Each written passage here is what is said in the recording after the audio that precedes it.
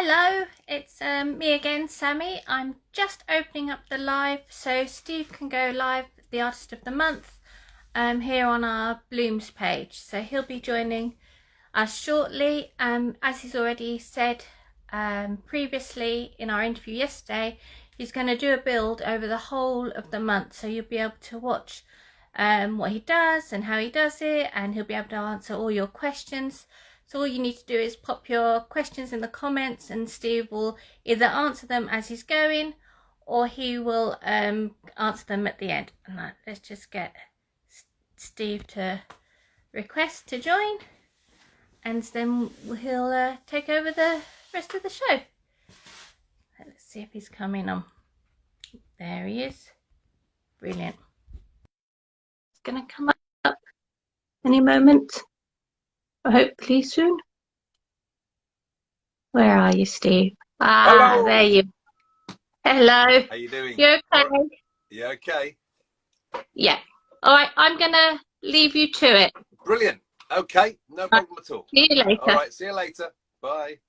Well, hello, folks. Yes, this is a different live for me because it's not on my own feed. This is on the wonderful Bloomz Art House feed because I am Artist of the Month for May, which is a great honour. With the Bloomz Artist, I love being involved with them.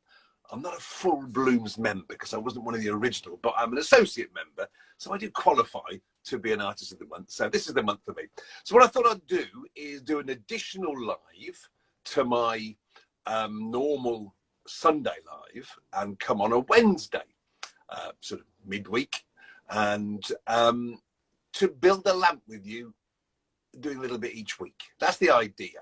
It's also, for those of you that don't know, I mean, there'll be different people who will be watching on here. There'll be some of my regulars, I think, if they've noticed that I've gone live, but there'll be people watching on here that probably never seen me before. No idea what I do, no idea how I go about making a lamp. So I thought we'd do something every week. But first of all, I was going to give you a little look around my workshop because this is my haven. I have got an office up at the house with the computers, and it's the photo studio and everything, but this is where I feel is my home because this is where everything's created.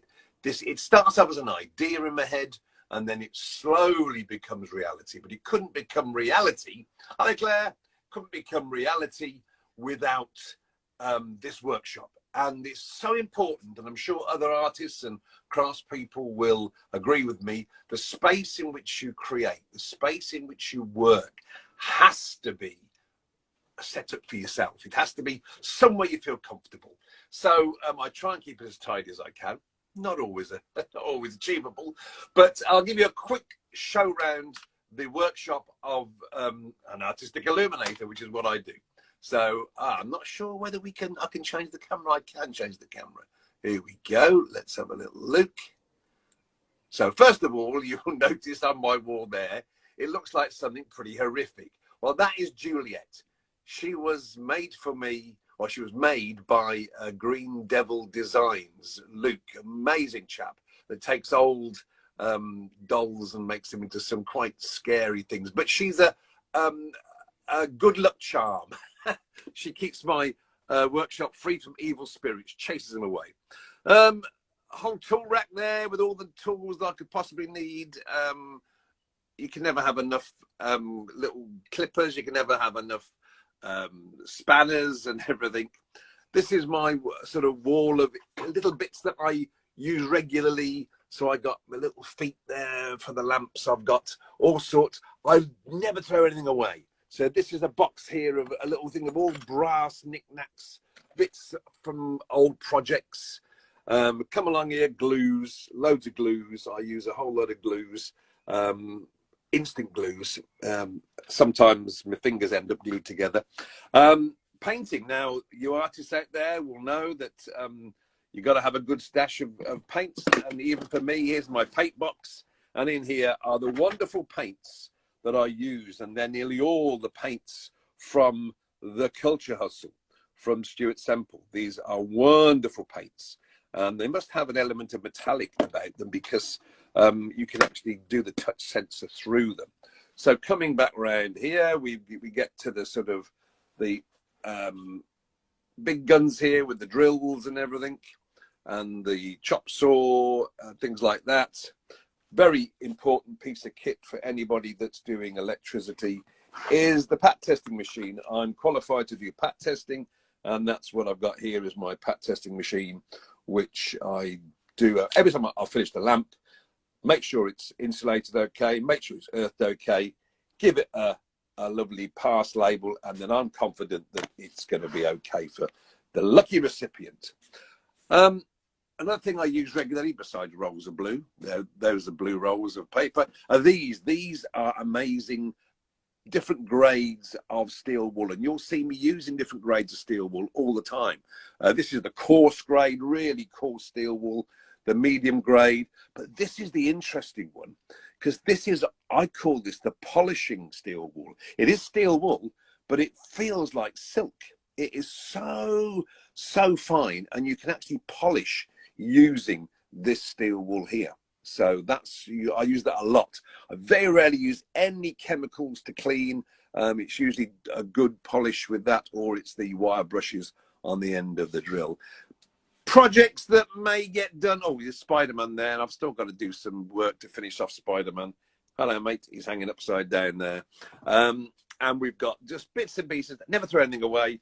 Down here, we've got the original bell boxes. Sammy, you just saw Sammy. She's got one of these that I repurposed as a lamp. There's some more there waiting to be repurposed. Every conceivable nut, bolt, little bit of ironmongery.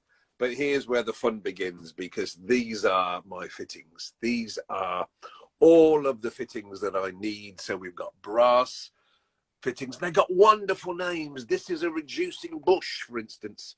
This is a reducing bush. That's a brass reducing bush. You've got sockets. You've got your T's and your elbows. For some reason, this is called a barrel nipple. God knows why. No laughs there, please. But these, and over the last 3 years, I realised you have to have a heck of a lot of bits to be able to do a lamp without having to wait for a new delivery of parts. So the investment in stock is quite amazing. And these in the yellows are all 1/2 inch fittings. These are all 1/2 inch, which I use mainly 1/2 inch for my bills. And over here, just in case I need them, anything that's 3/4 inch and above. So we've got some pretty hefty pieces in here, a 3/4 inch. But then down here, we've got the real big boys down here. These are the real meaty bits here. These are some heavyweight bits in here, which might just get used. Great big 2.5, 3 inch pieces there. So they've all got a part to play. Some of them won't be used immediately. Some of them will be used gradually over the years as I find the piece. But the important thing is to have them there available for when I want them. So that's a quick. So this is my domain. This is where I spend as much time as I can, if Steph will allow me. If we haven't got anything else to do in the house, I'll come down here. Steph's studio is right next door. So what I thought we'd do over the next 4 weeks is to build a lamp. Now, I've chosen an idea. It's a little bit similar to what I've done before, but it's a different pose.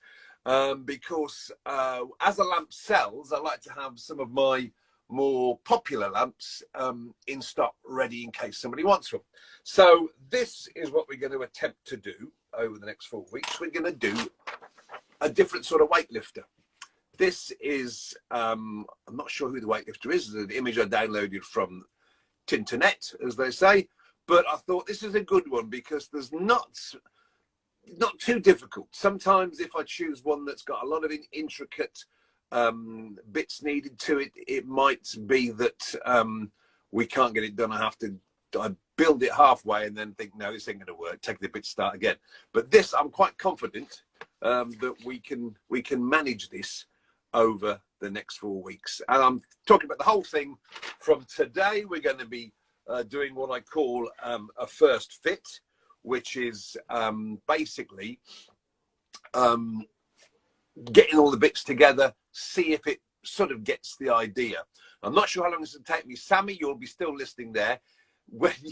can you come back on in about, I don't know, say 25 minutes, half an hour, and tell me what the time, because I don't have a watch on. I don't use a watch in the workshop here for fear of getting it broken or whatever. And also, I don't want to be tied down to time when I'm working here. It's a great excuse not to think, oh, God, look at the time, but they go back up the house. I don't have to do that because I haven't got a watch on. So, okay, so where do we start? Well, first of all, the bits that when you look at one of my lamps, if it's not painted one, it's the galvanized iron and brass fittings. They don't come like that. The fittings don't always come as clean as that. So I give them a quick clean up first, which I've already done down in the house before they make it up here to the workshop. So the bits that I use in here, although they look clean, you'll see as we go through, my hands will get dirtier and dirtier and dirtier because there's still the what they call the swarf on the bits of metal.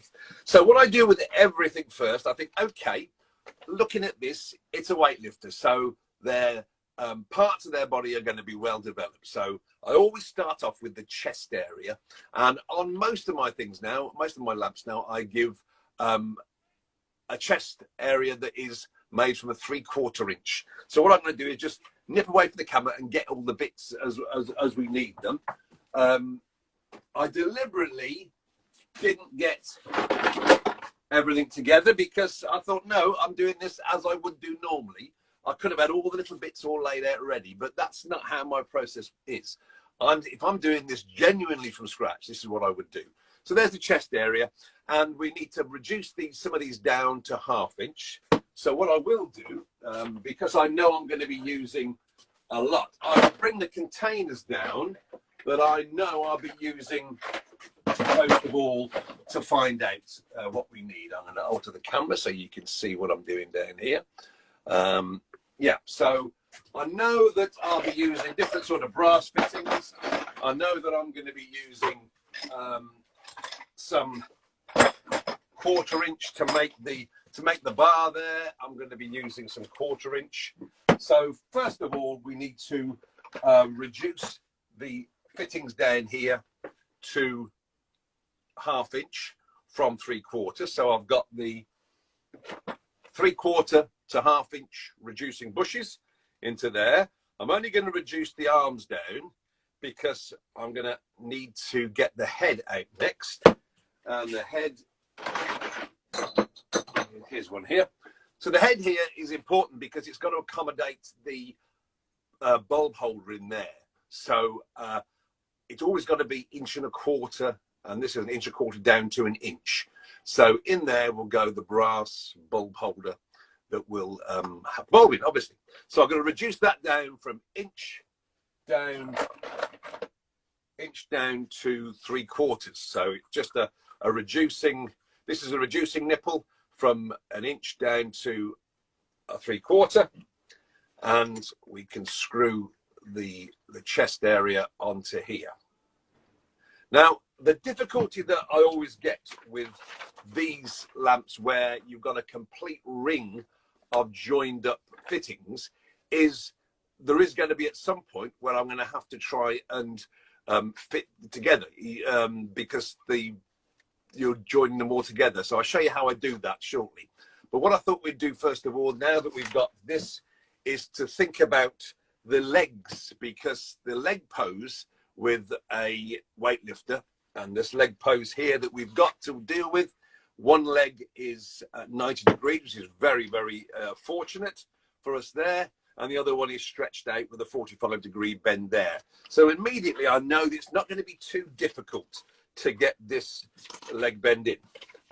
So we're going to need to do the torso area here, which will be a 3/4 to 3/4, because weightlifters have probably got pretty stocky bodies. So we're not going to make them very thin at the waist. We're going to, the torso area, they got quite stocky bodies. So we're going to bring that 3/4 to 3/4 there. We're then going to get a 3/4 socket to make the rest of this. And then we're going to give them a slightly smaller hip area down here. So the way we do that is we get there we go, one of these. this is my hips area. This is the torso to the legs. So that's the hip area there. And that's going to have to be 3/4 to a half reducing nipple there. So we're gradually always thinking with my character lamps about, okay, you can't get a perfect body shape, but what you can do is get the proportions looking okay. Now, this is what I call a first fit today. So I don't want to have everything tightened up too much. But in order to make sure the first fit works, I'm going to have to tighten things so it all stands up. So there will be a bit of stretching and levering and banging to get these into place, but it is only the first fit. Once I'm sure that all this actually looks okay when it's all together, then it'll be taken to bits again, of course, so I can then polish this up. It'll be doing this next week, polish it up with a wire brush on the drill, and then start to make the entries for the cable nice and clean and no burrs on them. But for now, we are going to proceed and just carry on. Where's the rest of my brass fitting? Just carry on to make the legs. Now, I've done this sort of thing so many times before that you're probably thinking, oh, he knows exactly what he's doing. You know, he's probably got it all arranged, but I haven't. It's just that I've done it so many times before that I know exactly what fittings I'm going to need to go from one to the other. So I need a couple of knees now, a couple of knee joints now. And the knee joints are perfectly formed from the problems I get sometimes. Keep talking to yourself while I find these. The problems I get sometimes is that the there we go. The bits, although they look the same, they can be slightly different. So you've got to be careful that you haven't got any two different shapes, two different sizes of the same bend. And that's often happened. You think, why isn't that leg looking as good as it could? Why is it so different? And you find that although that's a 90-degree elbow, it could have a larger flange this end. It could be slightly wider. And that's what happens as we go along. So you just have to be careful to make sure. So I know that that one leg there is going to be coming straight out and that one's going to be bending towards the back there. So we need a couple now of barrel nipples to put on the leg here. So again, proportion, when you look, I often look at my own legs. I've got this fantastic little wooden artist doll here, which gives you the proportions of legs and arms and everything. I know at the end of the day, this is just pipe fittings to imitate a person, but I know that it has to look as good as it can. And that's the way that I try and get my bits looking as realistic as possible. I say realistic, but you know what I mean. So now we've got that straight. So here we go. I'm going to pull that round. The great tool that I use when trying to get the pipe fittings in the right place is just an old Stanley screwdriver. I must have had this about 30 odd years, and that just pulls that down to the 90-degree angle that I want. We've got a 45-degree, another 90-degree for the other knee there, the knee joint. Just getting the knee joint sorted out here. Okay, so already you can see we're getting things together. That's the knee joint there in place there. Move that around a bit like that.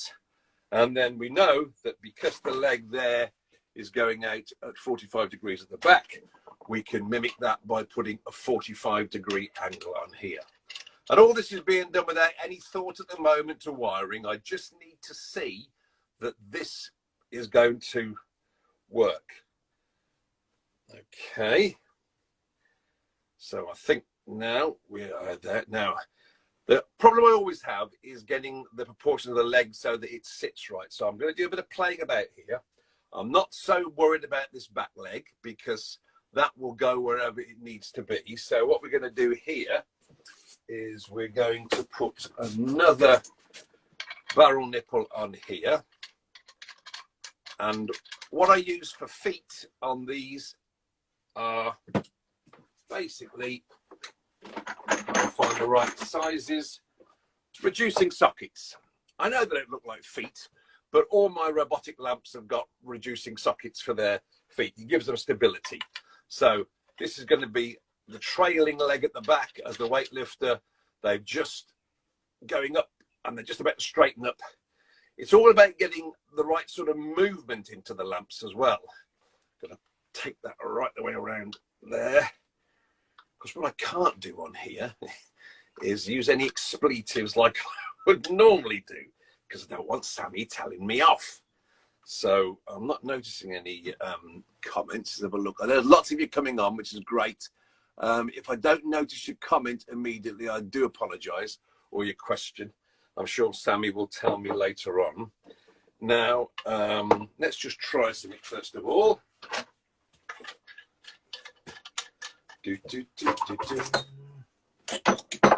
Okay. So I'm trying to repeat at the front leg here what I did at the back, but I've got a feeling that this is probably not going to be enough for this. We'll see. We'll see. So what I've got here, and I have these prepared ready for all my lamps, are the flanges that attach the lamp to the base. And these are important because it's through these, the connection underneath to this, that we're going to get the touch sensor, because this is going to be a touch sensor lamp. Anywhere on this weightlifter, you can touch the lamp and it will come on. And you can see, for those of you just joining, what we're making is a weightlifter lamp like this. So I'm just going to put this on here just to see whether or not, now I'll undo that a little bit, popping this on. I hope you can all see this okay. It's not the ideal. It's not like sitting down doing art, Sammy, is it, where you've got the camera in one place and I have to take the leg off first. Because what I do here is, you're not supposed to put them up this end, but I find that you can do. And what that will do then, if I can get it to grasp in there, which I just have, brilliant, that makes my piece to put onto the base. So let me just see if we're getting there, if the leg position is correct. And it could very well be. I'm just looking at it now, so I'm going to pan the camera down. So I might have to move it over here a bit so you can see what we're doing. Yeah, you can see it. So what I have realised that I've got is I've got some pieces of wood that I have left over from other jobs that I think could and possibly would be okay for the base. For instance, this is a piece of Iroko hardwood that's left over from, it's the end of a piece that I had, and I thought earlier on, no, that's probably going to be the right shape and size. Not sure whether it's going to be, but we're going to offer this up now onto this. What I will do, if I can find something suitable so you can see more what I'm doing, if I put this box on here, you can probably get a better idea. So that, I think that is okay. Now, that is the way that the lamp looks at the moment. See, already we've got a bit of movement there. Already we've got the shape, and you can see that's the shape there. So you think, right, yep, that's the angle of the leg there is about right. This is where I get a bit pedantic, I'm afraid. I look at these angles and think, yeah, but that's looking good. That is looking good at the moment. So I'm thinking, right, that's okay. Now, the next difficult bit is to get the top half done. So we're going to put this to one side and we will concentrate on getting the bar done. So what I need to always look at is, how am I going to attach the weightlifter's arms to the bar? And that is done using little smaller versions of the big T that I used earlier on. So we've got somewhere in here, we've got these little, these are 1/4 inch. So we've now got to go down from 1/2 inch to 1/4 inch. So we're going to do the the bar as if these are the hands gripping onto the bar. So what we will do is and again, this is often trial and error, is to get this looking about right. But I'm going to make the bar up and then we can do the final adjustments as we go along. So let me just do that. I'll keep it all loose because this is the difficult bit, to get it on to the end there, to get it fitted onto the rest of the lamp. So what I'm doing now is just getting an idea how this weightlifting bar is going to look. So that will be the two hands gripping the bar. And if you notice in the photograph, they're nearer the ends of the bar than they are the middle. So that's what I've got here. They're nearer the ends than the middle. It's all these little tiny considerations that add up to the lamp at the end looking better than it could do. I've seen some of these done where you think, oh, the weightlifter wouldn't hold the bar like that. But, you know, it's just the way I go about it. So let's think about the plates at the end. I've got an idea for this. Where are they? These are flanges. These are aluminium flanges. These paint up beautifully because we're going to paint them. Probably won't paint them the same. We'll probably paint them gold because I do love gold. Gold goes well on the lamps. So we're going to use these. There's certain fittings that I use a heck of a lot of, and these 1/2-inch equal hexagon nipples are the ones that I use a lot of for these lamps. But we're going to have to reduce down from the 1/2 to the 1/4. So we have to do that. We have, of course, the reducing bush.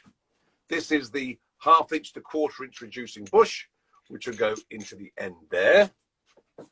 Likewise with this, another 1/2-inch to 1/4-inch reducing bush. So very quickly, you'll see that we've now got the start of a weightlifting bar by using this on here. I think I'm thinking ahead to the Commonwealth Games in July, of course, in Birmingham. So it's a great lamp to promote around that because we've got a British weightlifting team that are doing quite well at the moment. So there we have the start of the bar. What I probably will do later on is to add a couple more weights onto the end like that. So it looks as though they're actually lifting more than just the one weight. Again, it's just a bit of aesthetics, looks good. So we'll be gluing that onto there and putting an end in there. But that is not for now. That is something that we need to think about doing towards the end. But now we're going to have to come down the arms. So 1/4-inch arms onto there. If I look in here, I can probably find, have I got enough? I think I have. There's one there. A 1/4-inch little threaded both end tube to come down to there. So now it's taking shape. We've got the arms there. We're now going to go back up now to a 1/2-inch. So again, we use the same, but in reverse. If I've got enough of them here, that's the 1/8-inch. What have I done with them? Just put that on top. Yep. So again, we've got the 1/2-inch to 1/4-inch reducing bush to screw onto here. Now, I'm not going to do these up too tight because this is where all the fine adjustment will come to get this attached to the body, and you'll see why that is a bit difficult in a short while. So now we've got to have elbows here. I do love to incorporate brass because I think the brass, where this is all shiny, galvanized, it's all shined, the brass against it looks really classy. So the normal sockets, 1/2-inch sockets, are quite big, and I think for an elbow that's going to look quite big. So what I'm going to do, if I've got any, I might have some here somewhere, is use the brass version, which is a little bit smaller, and it looks good on there. So these are the elbows, which of course are locked out because the weightlifter has achieved a good lift. So these arms will be locked out. There's no need for me to use my elbow joints, my adjustable joints, because they are locked out on here. So now we've got to join them up here to the body. So have I got, let's bring him back over and you can see how we're doing. Sammy, how much time do you reckon we've got? Just put me something up on the screen if you would, my darling. Oh, we're half past. Okay, we'll carry on because I'm nearly finished. You're all right to carry on 15 more minutes? Oh, absolutely. Brilliant. Absolutely. That's great then. So I've got to put the arms coming up from here now. Can you all see this all right? Let's move the camera around a little tad that way. So basically I'm going to have the arms coming up here. They are pretty well, in a bit of artistic license involved here, they are pretty well straight up. We're going to, for this, we're going to allow ourselves to have them straight up. I don't think I've made a lamp so quick in my life. But again, as I keep reminding you, it's the first fit. This is the easy bit, really. The difficult bit comes when you're trying to get it all so it's locked in and the wiring's all in and it's secure. So I'm going to move that. That's right there. The other bit on this side. The other. This is the shoulder to the biceps. The trouble is, after doing this for so long now, I just see all these bits as parts of the body. Really quite strange, isn't it, really? I'm putting my biceps on now. Where's my little tool? There it is. Good old Stanley to move that. And of course, if you look closely, again, it's the little tiny things that matter. These arms there are slightly backwards, only very slightly. So I'm just making sure that those there are slightly back along there. Right.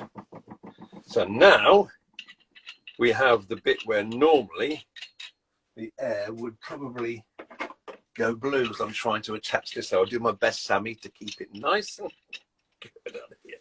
So that we're aiming to do is to put this on here.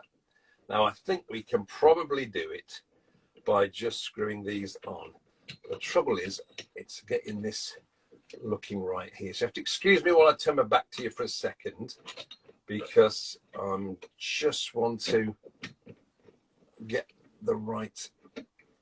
Oh, I think we're going to put that in the right place. I'm afraid threads aren't very forgiving on these things. You get them on there and you think, no, that needs to go a little bit more.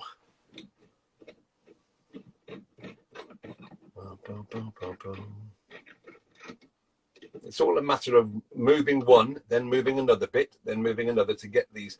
When we actually get it done properly, whoops, and it's all perfectly set up, then everything will be level.